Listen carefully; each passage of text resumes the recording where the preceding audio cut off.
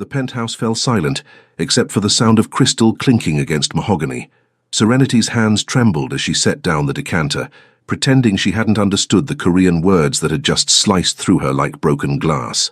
Fat, ugly, unworthy of even being in the same room.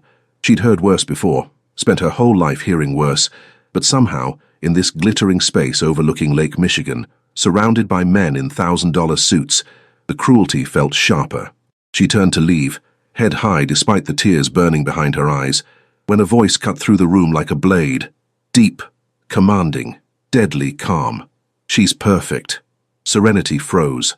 The words were in English, deliberate, unmistakable English, and they came from Seung-ho Cha himself, the man whose reputation preceded him like a storm, the man who controlled half of Chicago's underground with nothing more than a look, the man whose dark eyes were now fixed on her with an intensity that made her forget how to breathe.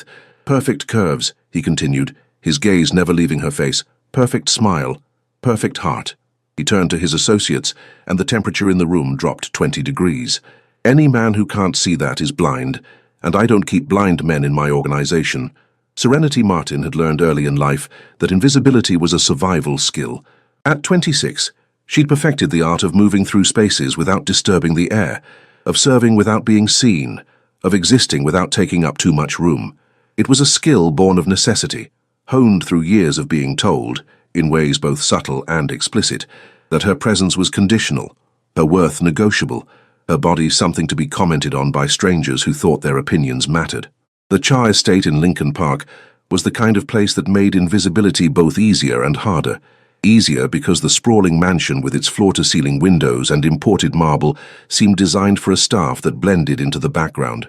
Harder because every surface gleamed with a wealth that made her hyper-aware of her second-hand uniform, her worn shoes, her existence as someone who cleaned up after the kind of people who never had to clean up after themselves. She'd been working there for 6 months, ever since her previous job at a Southside diner had folded, leaving her scrambling to cover rent on her tiny Rogers Park apartment and the mountain of medical bills from her grandmother's final months. The pay at the Cha estate was 3 times what she'd made slinging coffee and eggs, enough to finally start chipping away at the debt that kept her awake at night. She didn't ask questions about where the money came from. In neighborhoods like the ones she'd grown up in, you learned early that some questions were better left unasked. Seung-ho Cha was a ghost in his own house. Serenity had seen him exactly 4 times in 6 months, always at a distance, always surrounded by men in dark suits who moved with the coiled readiness of guard dogs. He was younger than she'd expected for someone with his reputation, maybe in his early 30s, with the kind of face that belonged on magazine covers if those magazines featured men who looked like they could kill you without raising their heart rate. Sharp jawline, black hair styled with casual precision, eyes that seemed to calculate trajectories and consequences in the space of a blink. The staff whispered about him in Korean and broken English. "Jopok," they said, "Mafia," but a different kind than the Italians who ran the restaurants in Little Italy or the Russians who controlled the ports. The Korean underworld operated differently, quieter, more structured, bound by codes of loyalty and hierarchy that went back centuries. Serenity didn't care about any of that. She cared about her paycheck clearing every 2 weeks. She cared about staying out of the way. Today, staying out of the way meant preparing the main sitting room for what Mrs. Kim, the head housekeeper, had described as a private business meeting. Serenity polished surfaces that were already spotless, arranged bottles of whiskey that probably cost more than her monthly rent, and tried not to think about the fact that she'd skipped lunch again to save money. Her stomach growled, a low, insistent reminder that ramen for dinner 3 nights running wasn't actually a sustainable diet. She pressed a hand against her soft middle, against the curves that her mother had called blessings, and that the world had decided were fair game for commentary. Growing up, she'd been big-boned. In high school, thick. In her 20s, the euphemisms had fallen away, replaced by the kind of casual cruelty that people seemed to think was acceptable because it came wrapped in concern. "Have you tried? You'd be so pretty if." Men don't really like. She'd learned to build walls around those words, to let them slide off without penetrating. Most days it worked. Most days she could look in the mirror and see what her grandmother had seen. A beautiful girl with her father's eyes and her mother's smile, with skin the color of September honey and natural hair she was finally learning to love after years of fighting it. Most days. The sound of voices in the hallway snapped her back to attention. Male voices, speaking rapid Korean. She recognized Mrs. Kim's efficient footsteps, the rustle of expensive fabric, the particular quality of silence that meant important people were entering a space. Serenity moved toward the door, aiming for her usual seamless exit, when Mrs. Kim appeared with 4 men behind her. 3 she didn't recognize, tall, well-dressed, with the same coiled alertness she'd noticed in all of Mr. Cha's associates. The 4th was Seung-ho Cha himself. Her breath caught. She'd never been this close to him before, close enough to see the way his charcoal suit fit, like it had been designed specifically for his frame, close enough to notice the subtle tattoo that disappeared beneath his collar, a dragon's tail maybe, or something equally symbolic. Close enough to catch the scent of his cologne, something expensive and understated that made her think of cedar and cold nights. His eyes swept over her, a single assessing glance that lasted maybe 2 seconds, but somehow felt like it catalogued everything about her. Then he looked away, dismissing her as thoroughly as if she'd never existed. The familiar sting of invisibility settled over her shoulders like an old coat. "Serenity Sisai," Mrs. Kim said, using the Korean honorific she'd adopted for all the staff. "Please bring the refreshments and then leave us. No interruptions tonight." "Yes, ma'am." Serenity's voice came out steady, professional. Years of service work had taught her how to keep her face neutral, her tone appropriate, her personhood neatly tucked away where it wouldn't inconvenience anyone. She moved through the next 10 minutes on autopilot. Ice in crystal glasses, whiskey poured to exact measures, small plates of banchan, the Korean side dishes that Mrs. Kim prepared fresh each day, arranged on the low table near the leather sofas. The men settled into their seats, their conversation flowing in Korean as if she wasn't there. She caught maybe every 10th word. Her evening Korean lessons on a free language app were progressing slowly, but the basics were starting to stick. As she turned to leave, she heard one of the men say something that made the others laugh. She didn't catch the full sentence, but she caught enough. Tung-tung-han, chua-han, fat, ugly. The words in Korean sounded almost pretty, like they could mean something lovely. But Serenity had learned enough to know better. She'd learned enough to recognize the tone, the sneering quality that transcended language. Her hand tightened on the tray she carried. She didn't turn around, didn't react, just kept walking with the same steady grace she'd perfected over years of swallowing things that wanted to come up as shouts or tears. Behind her, the laughter continued. One of the men said something else, miwohada, and the others chuckled. She didn't need perfect Korean to know they were talking about her body, about the way her uniform fit over her hips, her thighs, her stomach, about the fact that she existed in a space where men like them had to look at her. The door was 3 feet away, 2 feet, almost there. Enough. The single word in Korean cracked like a whip. Serenity's feet stopped moving of their own accord. The laughter died instantly, replaced by a silence so complete she could hear her own heartbeat. Junho Min-sik, Taekyung. Seung-ho Cha's voice was soft, conversational, and somehow more terrifying than if he'd been shouting. "Did you just insult my employee?" "Youngnim, we were just—" one of them started. "Did you just insult my employee?" Each word dropped like a stone into still water. "We meant no disrespect to you. To me." Something shifted in the air. Serenity still hadn't turned around, but she could feel the change, could sense predator energy filling the room. "You think I care about disrespect to me? I'm asking if you insulted her." Silence. Heavy. Suffocating. Serenity's hands were shaking now. She pressed them flat against the tray, willing herself to disappear, to become truly invisible instead of just pretending. "Turn around," Seung-ho said. For a moment, she thought he was talking to his men. Then she realized he was talking to her. Slowly, mechanically, she turned. 4 pairs of eyes fixed on her, but she could only see one. Dark. Intense. Fixed on her face with an attention that felt like being touched. "Do you speak Korean?" he asked, switching to English. The question was a trap. She could feel it.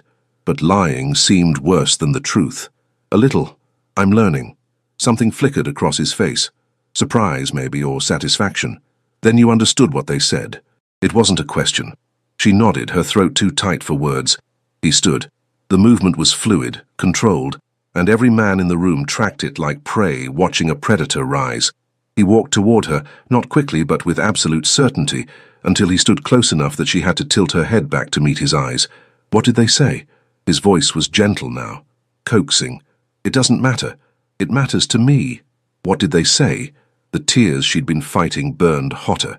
They said I was fat, ugly, that I was unpleasant to look at. He nodded slowly as if she'd confirmed something he needed to know. Then he turned back to his associates, who had gone very still in their seats. When he spoke again, it was in English, deliberate, unmistakable English that filled the room like smoke. "She's perfect." Serenity stood frozen in the doorway between the kitchen and the main hall, Mrs. Kim's hand firm on her elbow. The older woman had appeared out of nowhere the moment Seung-ho Cha had dismissed his associates, all three of them leaving with faces pale and tight, bowing repeatedly as they backed toward the door like courtiers retreating from a temperamental king. "You stay," Mrs. Kim had whispered urgently in her accented English. "Mr. Cha wants to speak with you." That had been 5 minutes ago. 5 minutes of standing in the kitchen, while her heart tried to hammer its way out of her chest, while her mind spun through possibilities, ranging from getting fired to something worse. Men like Seung-ho Cha didn't defend random employees without wanting something in return. The math was simple and ugly. She was in debt, vulnerable, and he'd just established that he noticed her, that he'd been watching her. Perfect curves, perfect smile, perfect heart. The words should have felt like a gift. Instead, they felt like the first move in a game where she didn't know the rules. "Serenity, see?" Mrs. Kim's voice pulled her back. "You go now, and—" She paused, her weathered face softening slightly. "No worry. Mr. Cha he is good man. Dangerous man, yes, but good." Serenity wanted to ask how someone could be both dangerous and good, but Mrs. Kim was already steering her toward the sitting room, toward Seung-ho Cha, who stood with his back to the door, looking out at Lake Michigan through windows that turned the night into a canvas of reflected city lights. He'd removed his suit jacket, rolled up his sleeves. The gesture somehow made him look more dangerous rather than less, like he was preparing for something that required freedom of movement. "Mr. Cha?" Her voice came out smaller than she'd intended. "Mrs. Kim said you wanted to see me." He turned. Whatever she'd expected to see in his face, anger, calculation, the predatory assessment she'd learned to recognize in men who thought women like her were easy targets, none of it was there. Instead, he looked tired, and something else, something that might have been regret. "Sit." He gestured to one of the leather sofas. "I should really get back to—" "Sit, please." The please made it a request instead of an order, but they both knew it wasn't really optional. Serenity perched on the edge of the sofa, back straight, hands folded in her lap. Every instinct she'd developed over 26 years of navigating the world as a black woman told her to be careful, to be small, to say the right things, and get out as quickly as possible. Seung-ho sat across from her, forearms resting on his knees, close enough that she could see the details she'd missed earlier. The tattoo that disappeared under his collar was indeed a dragon. She could see the intricate scales on what looked like a claw wrapping around his collarbone. His hands were scarred across the knuckles, the kind of scars that came from impact with solid surfaces, or faces. "I owe you an apology," he said. Of all the things she'd expected, that wasn't one of them. "You— what?" "My associates were guests in my home. They disrespected you under my roof. That makes their behavior my responsibility." His English was perfect, barely accented, with the kind of precise grammar that suggested expensive international schools. "I apologize." Serenity stared at him. "You're apologizing to me." "Yes. You're Seung-ho Cha." The words came out before she could stop them. "You run. Everyone knows what you—" She stopped, realizing she was about to accuse her employer of running a criminal organization to his face. A smile tugged at the corner of his mouth, brief there and gone like a ghost. "Everyone knows what I do, yes, and yet you work in my house. Interesting. I need the job." The honesty surprised her, but lying seemed pointless. "The pay is good. The work is steady. I don't ask questions." "Smart." He studied her with those dark, calculating eyes. "Tell me something. Why are you learning Korean?" The shift in topic threw her. It seemed useful, since I work here, and I like languages. I took Spanish in high school and French on an app last year, and I like knowing how people communicate, how they think. How long have you been studying? 4 months, maybe 5. She felt defensive now, exposed. "I'm not very good yet, just basics." "You understood what they said tonight. That's more than basics." He leaned back slightly, that intense focus never wavering. "Most people wouldn't have bothered. They'd have assumed no one here would speak to them anyway. Most people aren't trying to better themselves while cleaning other people's houses," she said, then immediately wanted to take it back. too honest, too raw. "I'm sorry, I shouldn't have. Don't apologize for having pride." His voice was sharp, but not unkind. "You work hard. You're intelligent. You're trying to improve your situation. These are things to be proud of, not apologize for." Serenity didn't know what to do with that, with any of this. Men like Seung-ho Cha didn't notice women like her except to use them or mock them. They certainly didn't apologize to them, didn't call them perfect in front of their associates, didn't ask about their language studies like it mattered. "Why did you defend me?" The question escaped before she could consider whether it was safe to ask. He was quiet for a long moment. When he spoke, his voice had lost some of its careful control. "My mother was a maid, in Seoul when I was young. Before—" He stopped, then continued. "I remember men talking about her the way my associates talked about you tonight, like she wasn't human, like her body was public property for their commentary, like her existence was an inconvenience they had to endure." His jaw tightened. "I was 7 years old and I couldn't do anything about it. I'm not 7 anymore." The words hung in the air between them, a piece of truth that felt too intimate for a conversation between an employer and his maid. Serenity felt something shift in her chest, a crack in the careful walls she'd built. "I'm sorry," she said softly, "about your mother. She's fine now. Better than fine." A real smile this time, brief but genuine. "She lives in a penthouse in Seoul and complains that I don't call her enough. But she remembers, we both remember." Silence settled over them, but it was different now. Less heavy, more human. "I should let you go," Seung-ho said, finally standing. "It's late." "But, Serenity," he waited until she looked at him. "What I said tonight, I meant it. Every word." Her throat tightened. "You don't even know me." "I know enough." He moved toward the window, giving her space, giving her the door. "I know you arrive 30 minutes early every day and leave 30 minutes late. I know you hum while you work. Old gospel songs, usually. I know you skip lunch most days and always make sure the kitchen staff eat before you do. I know you say thank you to people even when they can't hear you. I know—" He stopped himself. "I pay attention, Serenity. More than you realize." The revelation should have been creepy, should have felt like surveillance, like the prelude to something predatory. Instead, it felt like being seen, actually seen, not as a body to comment on or a service to exploit, but as a person whose small kindnesses and quiet strength were worth noticing. "I don't understand," she said honestly. "Neither do I," he laughed, a short, surprised sound. "Neither do I, but—" He turned to face her again. "I'd like to. Understand, I mean, if you're willing." Every warning bell she'd ever developed was ringing. This man was dangerous. Possibly literally dangerous, definitely dangerous in the way that power was always dangerous when it showed interest in you. She should say no.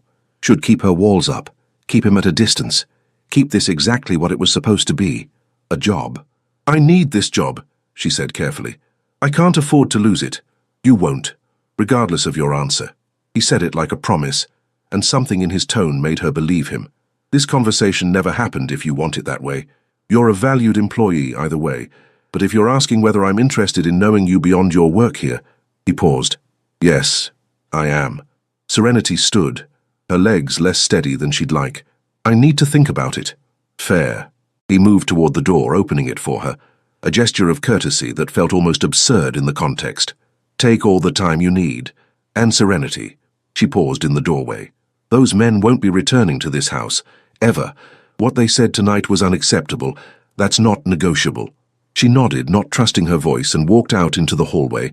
Mrs. Kim was waiting, her expression carefully neutral, and guided her back to the kitchen without a word. It wasn't until Serenity was on the red line heading north, the city lights blurring past the train windows, that she let herself feel everything she'd been holding back.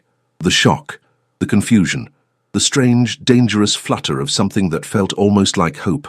Perfect curves, perfect smile, perfect heart.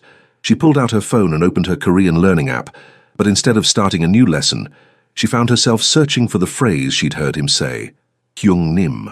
It meant something like respected older brother, a term of deep respect and hierarchy, the kind of term that meant his associates saw him as more than just a boss. They saw him as family, and he'd humiliated them for her. Serenity closed the app and stared at her reflection in the train window. Same face she'd always had, same curves that had been the subject of commentary and criticism since puberty, same body that the world had decided was fair game for judgment. But tonight, For the first time in longer than she could remember, she'd felt something different when someone looked at her. Not judgment, not dismissal, not even the aggressive overcompensation of men who fetishized her curves while simultaneously degrading her for having them. Tonight, Seung-ho Cha had looked at her like she was worth defending, like her dignity was worth protecting, like she was, in his words, perfect. The question was, what did he want in return? And more dangerously, what did she want? The train carried her north toward her tiny apartment, and Serenity sat with those questions, afraid of the answers, but more afraid of never asking. 3 days passed before Serenity saw Seung-ho again. 3 days of working her regular schedule, arriving early, staying late, maintaining the careful invisibility that had become second nature. But something had shifted. The other staff members watched her differently now, their expressions ranging from curiosity to poorly concealed envy. Mrs. Kim was kind but distant, as if unsure how to navigate whatever new dynamic had emerged. And Serenity couldn't stop thinking about him, about the conversation in the sitting room, about the way he'd looked at her, not through her, not past her, but directly at her like she was worth the attention, about his mother, a maid in Seoul, about the scars on his knuckles and the tiredness in his eyes when he'd said, "I know enough." She was polishing the brass railings on the main staircase when she heard his voice, speaking Korean, relaxed, followed by the rumble of a laugh. The sound made something in her chest tighten. She'd never heard him laugh before, hadn't known he could sound like that. Warm, unguarded, almost young. Serenity. She turned. He stood at the base of the stairs, phone in hand, wearing dark jeans and a black Henley that made him look less like a crime lord and more like someone who might appear in a cologne commercial. Casual, approachable, still impossibly handsome in a way that made her hyper-aware of her yellowed work shirt and the fact that she'd pulled her hair back in a hasty bun that morning. "Mr. Cha." Her voice was steady, professional. "Is there something you need? I thought we could talk." He pocketed his phone. "If you have time." "I'm working. I'll clear it with Mrs. Kim, please." That word again. The one that transformed orders into requests. Just a few minutes. She followed him to his private office, a room she'd cleaned exactly twice in 6 months, both times under Mrs. Kim's watchful supervision. It was different than the rest of the house, less showpiece, more lived in. Books in Korean and English lined the walls, a desk scattered with papers. Photographs in frames that she'd never been allowed to examine closely. He gestured to a leather chair across from his desk. "Coffee? Tea?" "I'm fine." She sat, back straight, hands folded, armor firmly in place. Seung-ho leaned against his desk instead of sitting behind it, a casual pose that still somehow managed to convey authority. "You've been avoiding me. I've been working. You've been working in rooms I'm not in, taking breaks when you know I'll be home. It's been 3 days since our conversation, and you've managed not to be alone in the same space as me once." He said it without accusation, just stating facts. That takes planning. Serenity felt heat rise in her cheeks. "Maybe I just wanted time to think. Like you said I could. You can have all the time you need, but I don't want you to feel uncomfortable in your workplace. If I've crossed a line." "You haven't." The words came out more firmly than she'd intended. I don't know what you want from me, and I don't understand why you'd want anything at all. Why wouldn't I?" The question was so genuinely confused that it almost made her laugh. "Because I'm the maid. Because you're—" She gestured vaguely at him, at the office, at everything he represented. "You. Because people like you don't notice people like me except to—" She stopped herself. "Except to what?" His voice had gone very quiet. "It doesn't matter. It matters to me." He moved closer, not crowding her but reducing the distance between them. "Finish the sentence, Serenity." She took a breath. "Let it out. Except to use us, or mock us, or decide that our bodies are public property for commentary. You said it yourself. You remember men treating your mother that way. Well, I've been on the receiving end of that my entire life. So forgive me if I'm skeptical when someone like you suddenly decides I'm perfect." She made air quotes around the word, hating how bitter she sounded. Seung-ho was silent for a long moment. Then he did something unexpected. He moved to the chair next to hers instead of staying behind his desk. Sitting beside her, not across from her. Equal height, equal ground. "You're right to be skeptical," he said quietly. "You're right to protect yourself. And you're right that I have power here, power that makes anything I say or do potentially coercive, whether I intend it or not." He turned to face her fully. "But I need you to understand something. When I said you're perfect, I wasn't making a move. I wasn't setting up a transaction. I was stating a fact, because those men needed to understand that their behavior was unacceptable, and you needed to hear someone say out loud that their words were lies. Why do you care? Her voice cracked slightly. I'm nobody. I clean your house. I don't matter in your world. You matter in mine. The intensity in his voice made her breath catch. And for what it's worth, you're wrong. You're not nobody. You're a woman who works 3 times as hard as most people I know, who studies Korean on her phone during her commute because she wants to better herself, who makes sure everyone else eats before she does, who hums gospel songs when she thinks no one's listening, who has the kind of strength that doesn't come from power or money or fear. It comes from choosing to be kind and dignified, even when the world gives you every reason not to be. Tears burned behind her eyes. She blinked them back furiously. You really have been paying attention. I told you I had. He reached up, then stopped, his hand hovering in the space between them. May I? When she nodded, uncertain what she was agreeing to, he gently pushed a loose curl back from her face. His fingers barely brushed her cheek, a whisper of contact that somehow felt louder than words. You're beautiful, Serenity, not despite your curves or in spite of them, just beautiful, the kind that has nothing to do with fashion magazines or societal standards, and everything to do with who you are when you think no one's watching. She couldn't breathe, couldn't think. Her entire body was focused on the ghost of his touch, on the way he was looking at her like she was something precious, something worth protecting. I don't know how to do this, she whispered. Do what? Be seen like this, by someone like you. I don't know the rules. There are no rules. He drew his hand back slowly, giving her space even as everything in his expression said he didn't want to. Just honesty, that's all I'm asking for. Honesty about what you want, what you're comfortable with, what makes you feel safe. He paused. And for what it's worth, I don't know how to do this either. I don't do relationships, I don't let people in. My life is complicated and dangerous, and there are very good reasons why I keep my distance from people who aren't part of my world. Then why? Because you make me want to try. The confession came out raw, unpolished. Because for 6 months you've been the best part of my day. Watching you move through this house like you belong here even though you think you don't. Hearing you hum those songs. Seeing you be kind to people who don't even notice. You've become... He stopped, seemed to search for words. Important. You've become important. And I can't unknow that anymore. Serenity's hands were trembling. She pressed them flat against her thighs. This is crazy. You know that, right? This whole thing is crazy. Probably. A smile tugged at his mouth. That same brief ghost of an expression she'd seen before. But I've built my entire life on calculated risks. And you... His eyes locked on hers. You feel like the kind of risk worth taking. Before she could respond, his phone buzzed. Then again. And again. The sound was sharp, urgent. His expression shifted immediately, from open to guarded, from the man who'd just confessed to feeling something to the crime lord who controlled half of Chicago's underworld. He stood, checking his phone, and his jaw tightened. I have to go. There's a situation that needs my attention. Of course. Serenity stood too, smoothing her shirt with hands that weren't quite steady. I should get back to work anyway. Serenity. He caught her hand as she moved past him. His grip was firm, but not constraining, his thumb brushing across her knuckles. Think about what I said. Not the compliments. Anyone can give you compliments. Think about whether you want to know me. The real me, not just the reputation. Because if you do, if you're willing to take that risk... He brought her hand to his lips, pressed a kiss to her knuckles that felt like a brand. I promise I will never make you regret it. Then he was gone, moving with the kind of fluid purpose that reminded her exactly who and what he was. Serenity stood in his office, her hand still tingling from his touch, her mind spinning. The real him. As if she had any idea who that was.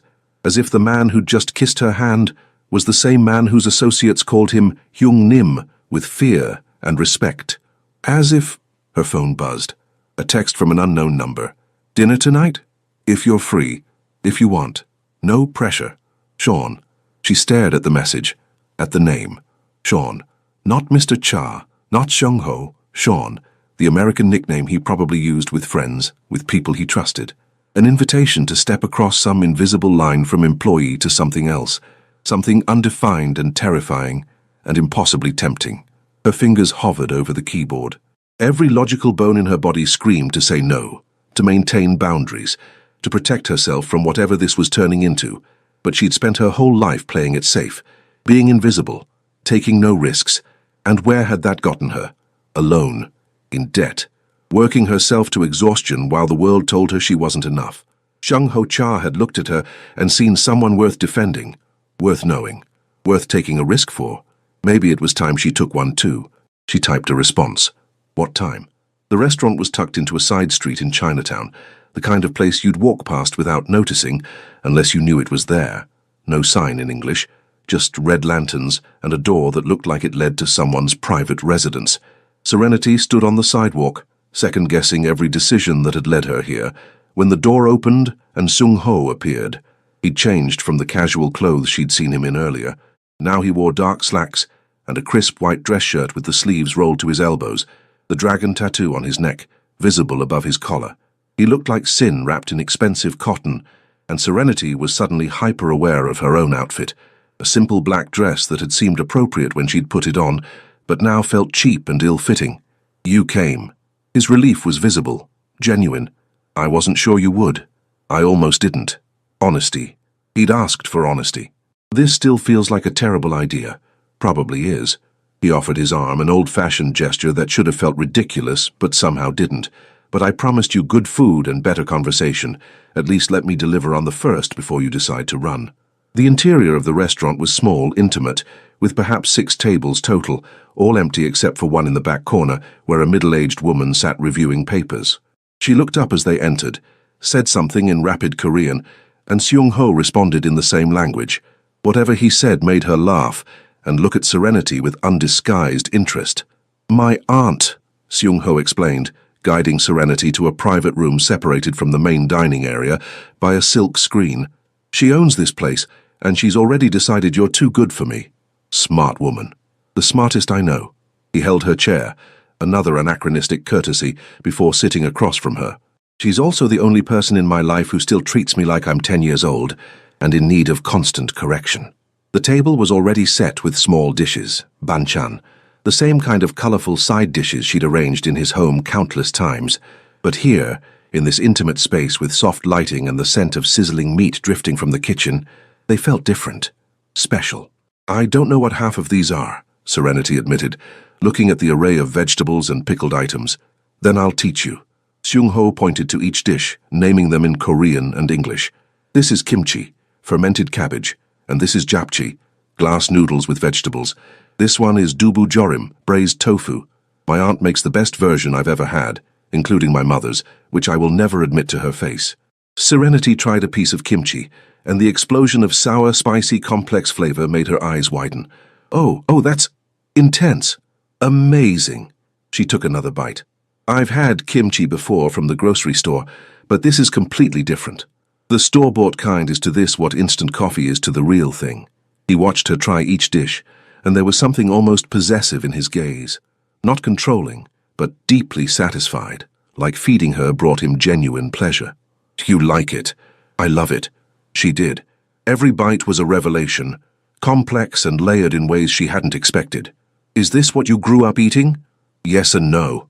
He poured tea for both of them from a ceramic pot. My mother made traditional Korean food, but we were poor, really poor. The kind where you eat rice and kimchi for weeks because that's all there is. The kind where banchan like this, he gestured at the spread, was for special occasions.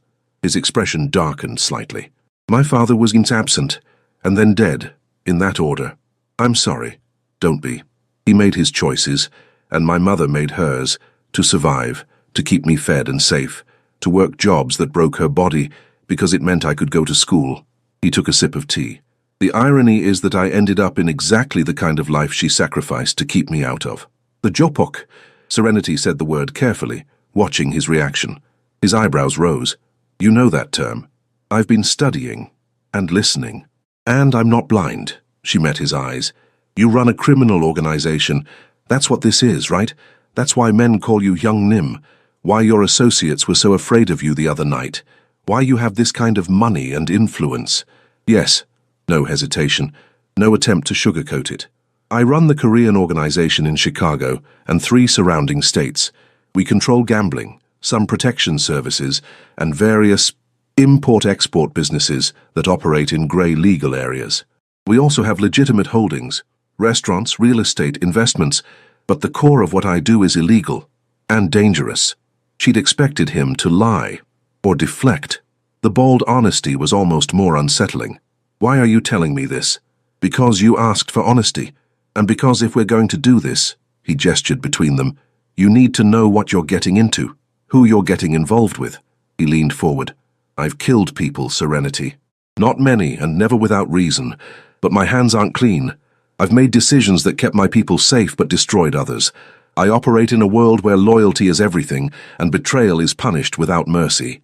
She should get up, walk out, run as fast and far as possible from this man who'd just casually admitted to murder. Instead, she found herself asking, why? Why do I do it? Why did you end up here? You said your mother sacrificed to keep you out of this life. So why? He was quiet for a long moment. When he spoke, his voice carried the weight of old pain. Because when I was 14, my mother was assaulted by the son of the man who owned the building where we lived. A rich, powerful man who thought her poverty meant she was his to use however he wanted. His jaw tightened. She survived. But the man who hurt her, he walked free. His father paid off the police, threatened the witnesses, made sure nothing touched his precious son. Sean. The name came out naturally and he noticed, his eyes flickering with something that might have been gratitude. I joined the Jopok because they were the only ones who offered me what I needed: power, protection, the means to make sure what happened to my mother never happened to anyone I cared about again. He held her gaze. I'm not asking you to approve. I'm not even asking you to understand. I'm just telling you the truth, because you deserve that much before you decide whether you want to be here. Serenity's mind was spinning. Everything he'd said should have terrified her, should have sent her running. But instead, all she could think about was a 14-year-old boy watching his mother suffer and deciding that power was the only way to protect the people he loved. What happened? She asked quietly. To the man who hurt your mother. Seung-ho's expression went very cold. He learned that power is temporary, and that some debts get paid eventually with interest. He didn't elaborate, he didn't need to. The door opened, and his aunt appeared with steaming plates. Galbi, marinated short ribs, that smelled like heaven. She set them down, said something teasing in Korean that made Seung-ho respond with exasperated affection, and disappeared again. She says I'm trying too hard, he translated, and that if you're smart, you'll eat quickly and leave before I bore you with my tragic backstory. Despite everything, Serenity laughed. Is that what we're calling this? Your tragic backstory? Everyone's got one. What's yours? He began cutting the meat with practiced efficiency. And don't say you don't have one. You work 3 times as hard as anyone I know. You're in debt. You're alone. There's a story there. She took a breath. Honesty, he'd said. My parents died when I was 8. Car accident. I went to live with my grandmother in Englewood. She raised me on her pension and love, which turned out to be enough until it wasn't. The old ache settled in her chest. She got sick 2 years ago. Cancer. We didn't have insurance. The bills. She stopped, swallowed. She died 16 months ago. Left me with $80,000 in medical debt and a lot of good memories that don't pay rent. I'm sorry. And he sounded like he meant it. That's why you work so hard. The debt. The debt. And because she taught me that dignity doesn't come from money or status, it comes from how you carry yourself, from doing what's right even when it costs you. Serenity met his eyes. She'd probably tell me to run from you as fast as possible. She'd be right. But she'd also tell me to look at people's actions, not their words, and you... She paused, trying to find the right words. You defended me. You've been kind to me. You're honest about who you are instead of pretending to be something else. Those actions matter too. So you're staying. His voice was carefully neutral, but his eyes betrayed him. Hopeful, vulnerable, wanting. I'm staying. For dinner, at least. She smiled slightly. The food's too good to walk away from. Just the food. Maybe not just the food. They ate, and Serenity learned that Seung-ho was funny when he relaxed. Dry, self-deprecating humor that caught her off guard.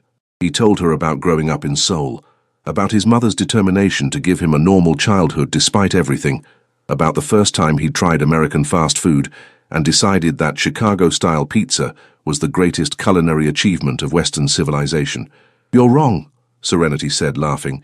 Deep dish is not pizza. It's a casserole pretending to be pizza. Blasphemy. We're in Chicago. You're legally required to defend deep dish. I grew up on thin crust from the South Side. Don't tell me about Chicago pizza. He grinned, a real unguarded expression that transformed his face. There it is, the passion. I was wondering when you'd stop being so careful with me. I'm still being careful, I know, but maybe a little less than before. He reached across the table, and when she didn't pull away, he took her hand. His thumb traced circles on her palm, a gentle, hypnotic motion. I like this. You being here. Being yourself with me. I'm not sure I know how to be anything else. But that wasn't quite true. She'd spent so long being invisible, being small, that she'd forgotten how to take up space, how to laugh without apologizing for the sound, how to exist without constantly calculating whether she was being too much or not enough. With Seung-ho, she didn't feel like she had to calculate. She just felt seen. The door opened again and a man appeared, one of Seung-ho's associates, his face tight with urgency. He spoke rapid Korean, and Serenity caught only fragments. Problem. Territory. Now. Seung-ho's expression shifted instantly. I have to go. There's a situation. I understand. She did. This was his reality. His world. Go. He stood but didn't release her hand. This isn't how I wanted tonight to end. It's not ended. Just paused. She squeezed his fingers. Go do what you need to do. I'll get home safe. June will drive you. He gestured to the man in the doorway. Don't argue, it's late, and I'll worry if I don't know you're safe. Bossy. Concerned. He lifted her hand to his lips again. That same gesture from earlier, but this time lingering. Thank you for staying, for trying, for... He stopped, shook his head. Just thank you. Then he was gone, moving with that fluid, purposeful stride. John, the associate, waited patiently by the door, his expression carefully blank. Serenity gathered her things, said goodbye to Seung-ho's aunt, and followed Jun to a sleek black car that probably cost more than she'd earn in 5 years. The drive back to her apartment was silent, professional.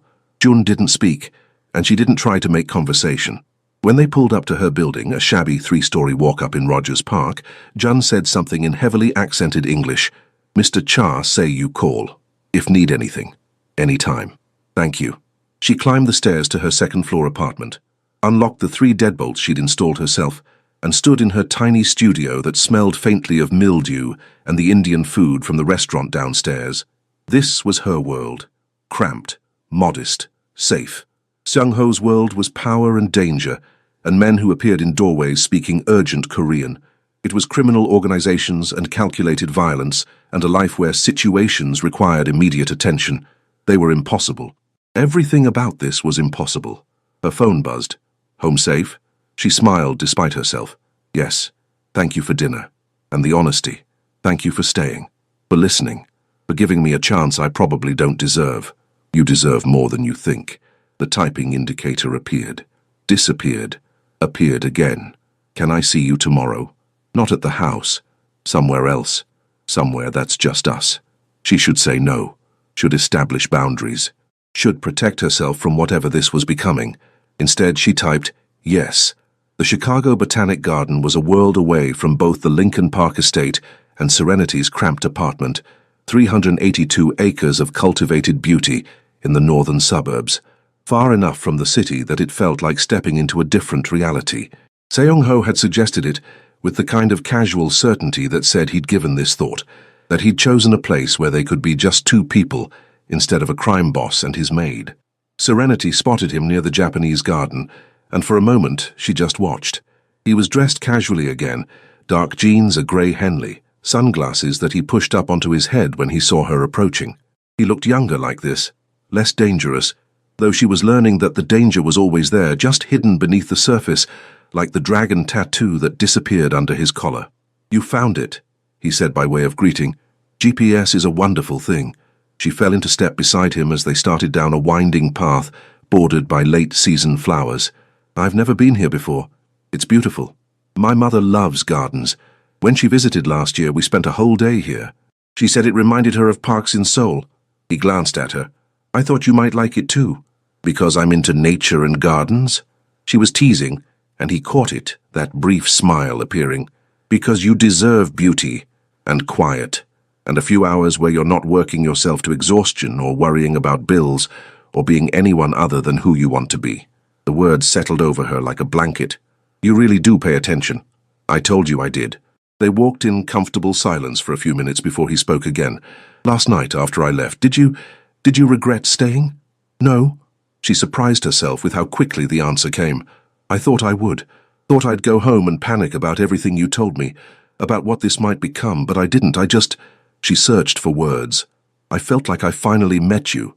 The real you. Not Mr. Char, the crime boss, or Sean, the employer. Just you. And I liked what I met. His hand found hers, fingers interlacing. The gesture felt natural, inevitable. I'm going to tell you something that's going to sound insane. More insane than admitting you run a criminal organization on our first date. Much more insane than that. He stopped walking, turned to face her. I've been thinking about you for months, since the first week you started working at the house. I'd see you in the morning, humming while you worked, treating everyone with kindness even when they didn't notice, and I'd think... He stopped, shook his head. I'd think that you were the most beautiful thing in that entire mansion. Not the art, not the view. You. Serenity's breath caught. Sean, let me finish, please. His grip on her hand tightened slightly. I've built my entire life on control, on calculated decisions, on never letting emotion override strategy. And then you walked into my home and completely destroyed all of that. You made me want things I'd convinced myself I couldn't have. A normal conversation, a dinner without business, someone who sees me instead of what I represent. I do see you. She reached up with her free hand, touched his face, a bold gesture that felt right despite everything. I see someone who protects his people, who loves his mother, who pays attention to the maid humming in his hallway, who built something powerful from nothing because he wanted to protect the people he cares about. You make me sound better than I am. I don't think I do. She let her thumb brush across his cheekbone. I think you're exactly who you are, complicated and dangerous and kind all at once, and I think... She paused, gathering courage. I think I want to know all of it, the good and the bad and everything in between. He kissed her.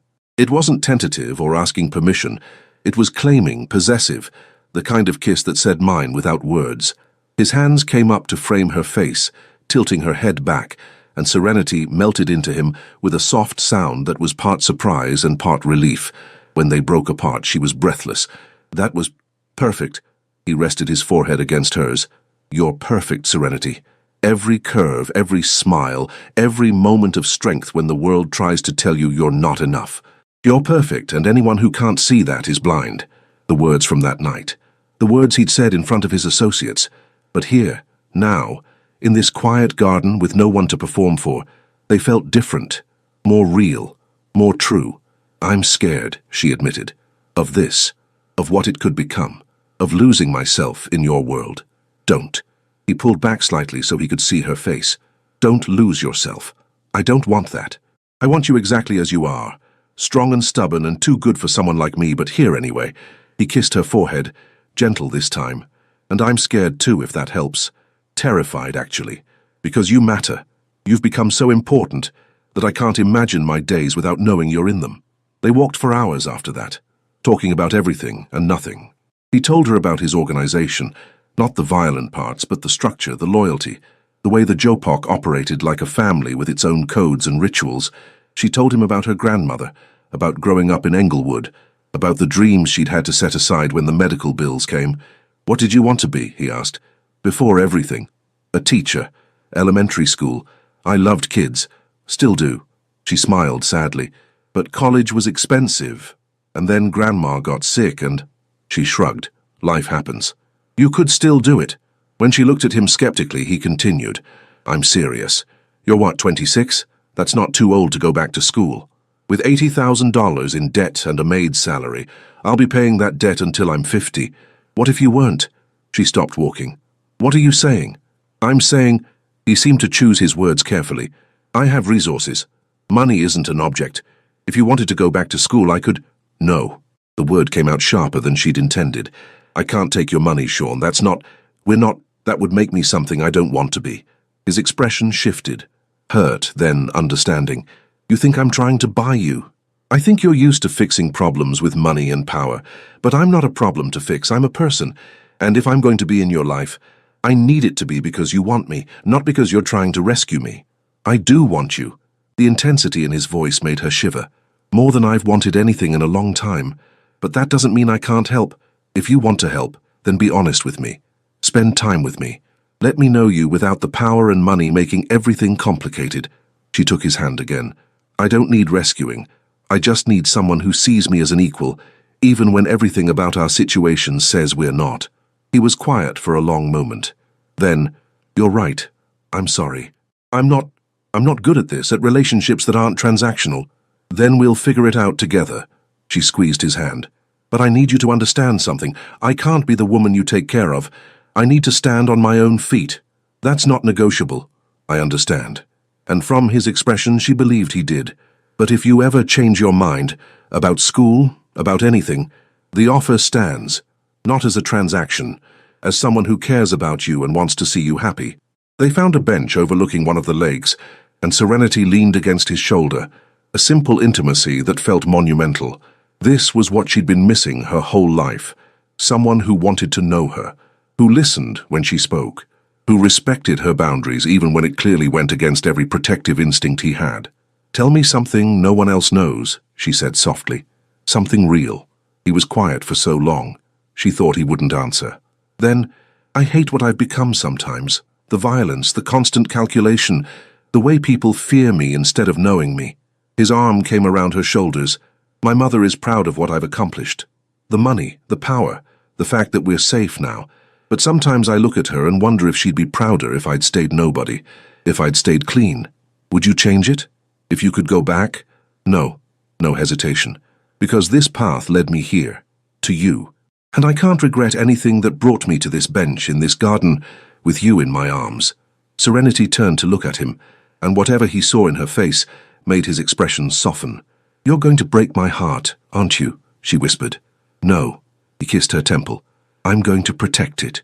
Because it's mine now, whether you meant to give it to me or not.